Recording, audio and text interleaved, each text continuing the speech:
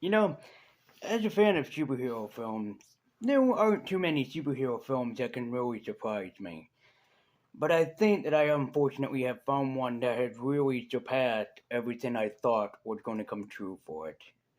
As I stated in my Black Panther review, Chadwick Boseman unfortunately passed away to cancer at a very young age, leaving behind a legacy that no one to this day can touch, becoming everybody's favorite and very for good reason. He is the definite Black Panther in everybody's mind. So when he passed away, unfortunately due to cancer, there was a throne that had to be replaced. Somebody had to fill in his shoes. A script was written for Black Panther Wakanda Forever, the original one. But since Chadwick Boseman was no longer with us, he was forever gone. Someone had to fill in his shoes. Someone had to take the throne from him. And it was unfortunate that his sister would become the next in line. Before I get into the actual official review, just to let people know, this review might contain some spoilers.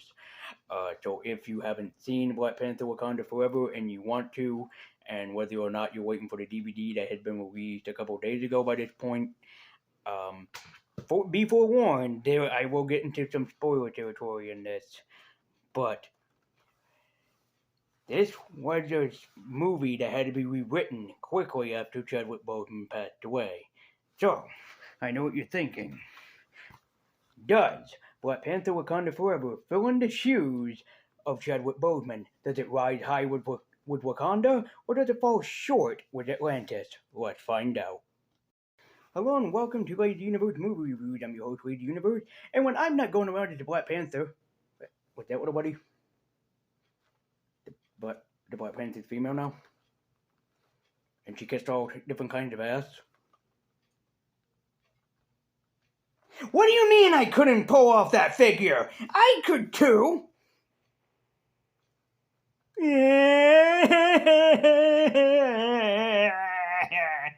But anyways, thank you for joining me on this adventure, because I have went back and rewatched Black Panther, and in case you're wondering, yes, I have already reviewed it. You guys can go and check out my channel. If you are not subscribed, you guys can go and check out that review that I did of the Black Panther movie. Black Panther Wakanda Forever was a film I was behind 110%, and I really wanted to see how it would really pull off. Now, I didn't know that the Black Panther, that Shuri would become a Black Panther in this film, and I also knew that Namor the Submariner was in the film, due to a lot of confusion. But let me clear the air a little bit. Namor the Submariner has a lot of business involved with Wakandans, and specifically the Namor the Black Panther himself. So this sets up a brand new range of territory for future films to go. Plus, even more so with the after credit scene, which I kinda have to complain about as a nerd. I'm terribly sorry, but there are a few things in this movie that do have to have me complain. I know what you're thinking, but this film is perfect, and it is.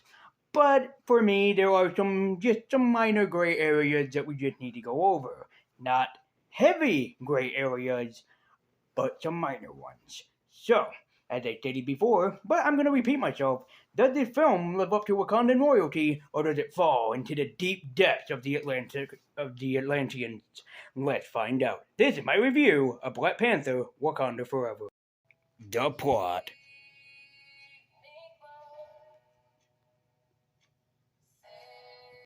The king of Wakanda is dying.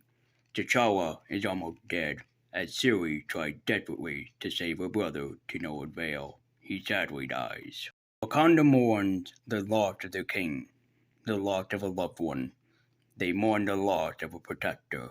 The Black Panther is gone. Wakanda does thrive, but unfortunately, it falls back to its borders. They no longer share with the rest of the world. They are forever a continent under siege. But when a new attacker rises straight from the depths of the ocean to prove to Wakanda who he is and what he can do, it leaves the continent to wonder what kind of a threat he is. But when the treaty is broken, he unfortunately also kills the Queen of Wakanda, leaving Wakanda without a queen, a king, or a protector to forever protect them. Which means that a new Panther must rise to the reins, must show the world what she can do, and prove to everybody that Wakanda will be safe. Or succumb to the demise of a satanic lord that lives beneath the sea and forever give in to the temptations of the Atlantean warlord. Wakanda Forever's story was the most impressive part from the entire film, and really what kept it together was the cast and characters, but we'll get to that in just a moment here. The plot of the movie was very influential, especially based off of the comics, of having Namor the Submariner come to Wakanda. So in this universe, in the MCU compared to the comics, he never met T'Challa. Who he met was his sister Shuri, and I think that's actually for the best part of it. And what's also really cool about this film is that they do introduce Riri Williams into this universe. Now that confuses me, but also in a way kind of makes me happy. Number one, Riri Williams is a very influential and powerful person, especially when she goes to work for Tony Stark in the Stark Laboratories and Stark Tech and whatnot. And the thing is, what makes me happy about this is that Wakanda is also a very highly advanced technology-based city, and so when or country. So when she goes and works for them, it does kind of lead up that eventually maybe like Happy Hogan or Pepper Potts will come across her and say, "Hey, you want to come over here?" Although I think that Marvel is forgetting that they already have Peter Parker that owns Stark Industries. Unless in a future crossover, Parker's gonna hand it over to Williams so he can do his own thing. Or unless they're gonna kill him off and make Miles Morales the new Spider-Man, which that wouldn't be so bad either. I'm dark, aren't I? But I do have to say, I do like having Riri Williams in the film. Yet, I do have to say, I wish that they have set her up in a Iron Man film. Now, keep in mind, the only Iron Man film I've seen was Iron Man 1, and I haven't seen him in anything else. Yes, Internet, because you spoil everything for me. I already know that he dies in Avengers Endgame. Thank you for that. But yes, I am highly already in the know of that. Again, thank you, Internet. Thank you so very much for destroying that for me. But the role of Wakanda in this film, I actually really do like because it does what Civil War wanted to do better. The story of vengeance. Wakanda already had lost the king. They lost T'Challa. Then they end up losing Angela Bassett or Queen Miranda, and then it just goes all off from there. Which has the question for the Black Panther be going to be: is she going to head into the territory of vengeance and kill everybody, sort of like Killmonger did? We'll get to that eventually, and just eliminate the king, Namor the Submariner. Now, here's the thing that I'm only so big of a Namor the Submariner fan, but they actually admit that he has a weakness. And it actually makes sense in this film because when Riri and Shuri admitted that, you know, Namor had a weakness, I was like, huh, that's actually pretty damn cool.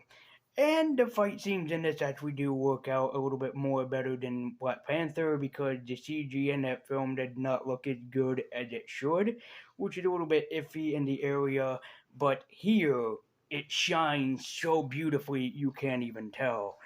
And I really do love this film for that.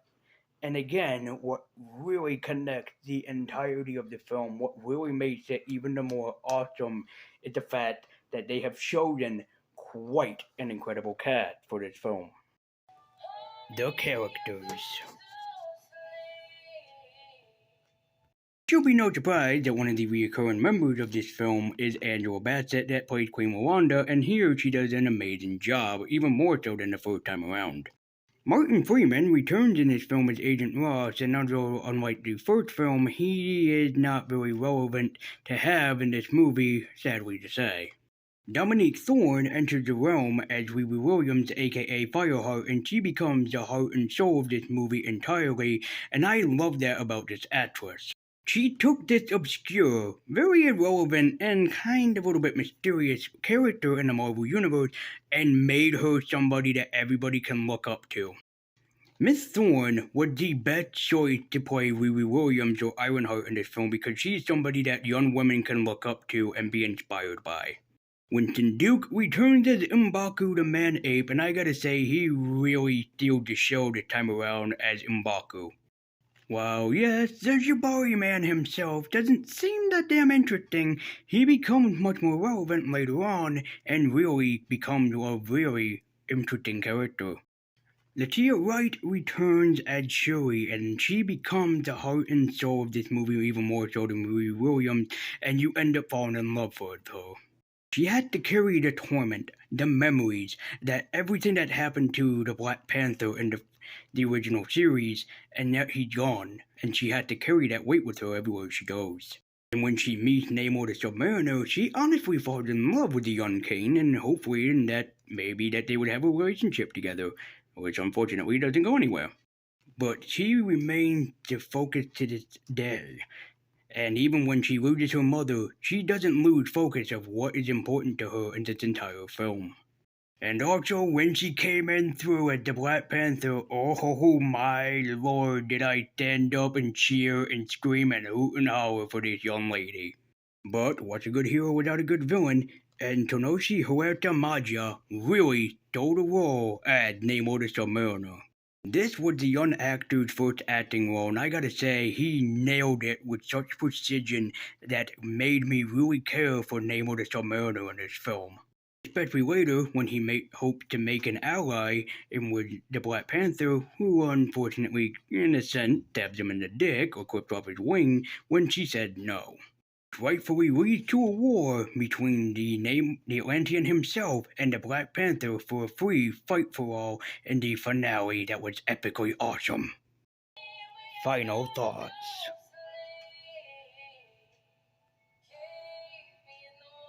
Despite a few flaws here and there, Black Panther Wakanda Forever just might be my top favorite film that I have seen this year. But let's discuss what few flaws with it that I did have, and there's only a few. First off, I did not like the prototype suit that Riri Williams ended up wearing in the film, but there is a good reason why. It didn't look like any of the suits of the Ironheart that I have seen online or anywhere else in general. It looked more like the Kyle Higgins creation, Radiant Black, which that's not a bad thing. It's just a unique choice design that they have chosen for this film. But I would admit I'm not an Ironheart fan, so I could be talking out of my fucking ass by this point.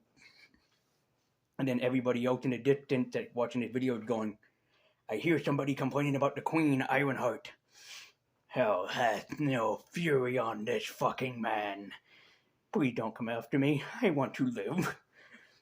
But I just didn't really enjoy the first prototype suit that she wore. Not the one that she wore during the attack in her hometown. That's not the attack that I'm talking about. I'm talking about the one that she wore later when when Teleton and Wakanda ended up going to war, and yeah. There's so many good reasons that I didn't really enjoy that suit, especially having a gun on it. It's like, I know that she's not the Tony Stark woman that everybody kind of like is different about, but I do gotta say, if she had wore maybe like an Iron Panther type of suit or maybe something different, it would make more sense. I did know that she was in this film because I've seen her in the trailer, and I went, they're throwing Riri Williams in Black Panther. Okay, I'll bite. How did it go? And as I said, the actress Dominique Thorne really pulled it off really so well. Not as much as the actor. Hold up for a minute. I wrote his name down here. Tenochi Huerta Major really pulled it off and out of the bag and Namor the Submariner. Really, I didn't know this was his first major gig acting role because he pulled it off so well that he immediately seemed like a person that would really be such a great actor, and I really hope to see him in other roles because he would again just so amazing as Namor the Submariner, and even to the point where I thought he was going to become the more peaceful Submariner, the one that is relevant in Marvel Ultimate Alliance. I was like, oh, there's a Submariner I know, and then he turned right back into being an asshole, and I'm like, oh, fucking course not. He's gonna be the evil Namor the Submariner, but he still did an amazing job. And the other one had to come at the end after the ending, the after credit scene. For those of you avoiding spoilers, if you didn't heed my warning, I'm talking about the after credit scene. You might want to skip this video ahead just by a couple minutes, maybe. I really have to complain about the after credit scene in this movie. When Nakia come to Shuri after she had burned her ritual clothing, there was something, oh, I don't know, that drove me nuts. She introduced a kid that would basically be the son of T'Challa. Yes, for a lot of Black Panther fans, T'Challa had a son, either with a human woman or with Storm from the X-Men. And then she asked what his name was, and I forget his French name, it was like Takia or something like that. And then he admits that he is Prince T'Challa, son of T'Challa. This drives me nuts. And that's only because I would like it if they've used the name that Storm and Black Panther gave to their son when they had a son. Antari. That would really have... Anjari, I mean. That would have really made me happy if he said my name is Anjari. That would really incredibly make me happy. I know that it's a name that they also use in Next Avengers Heroes of Tomorrow, the animated movie, but it would really have made me happy. It would make me even more happy if it turns out that he's not the kid of Nakia, but the kid of Storm from the X-Men if he ever inherits lightning controlling abilities. I would squeal. I would be so damn happy if they ever admit that in a movie. I'd be going, he's Anjari. It's proven. But no, I do have to complain about that because I'm like, okay, what's his name? And then when he said Prince T'Challa, I was like, no, I was really hoping to hear Anjari, but god damn it, that it didn't actually happen. But regardless to say, my final thoughts is that this movie is just a treasure to behold. There was a lot that happened before this film came out, as I said, with Chadwick Boseman passing away, and that the script had to be rewritten very quickly. So there was a lot to lead up to this film, and you know something, it pulled it off so beautifully. It can't be denied that this is definitely worth a dedication to the great Chadwick Boseman. Vinyl Pop Rating.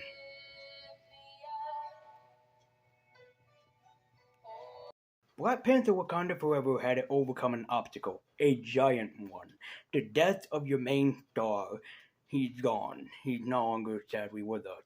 So the script had to be quickly rewritten, everything had to be changed, everything probably had to be reshot, I would assume. And maybe there is footage, maybe with Kevin Feige, or maybe the director of this. So honestly, it's forever lost. I love that the director of the original movie and also the writer of the script or screenplay from the original movie came back, wrote, and directed this one, which made me extremely happy. And I believe that he did a great job in honoring the memory of a fallen comrade, a fallen brother in arms, a fallen superhero. Which is why my rating of this movie, my Vinyl Pop rating of Black Panther Wakanda Forever, is a magic.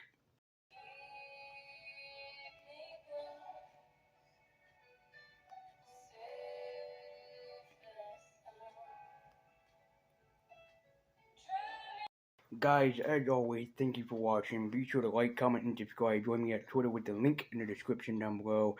And as always, just a gigantic thank you for watching, as always. And let me And let me know what you thought about Black Panther Wakanda Forever down in the comment section down below. Did you think this is the best movie that Marvel had come out with it this year? Even though that Ant-Man and Wasp Quantumania is coming out next week, which means probably a lot of things can go up. Let me know in the comments down below if this was your favorite Marvel movie of this year. Let me know if you think that my criticism is right or wrong, and would you defend Riri Williams in this regard, and also the naming of T'Challa's son in the end of it? Let me know in the comments down below. So as always, guys, thank you so much for watching. Be sure to like, comment, and subscribe, and I'll see you next time.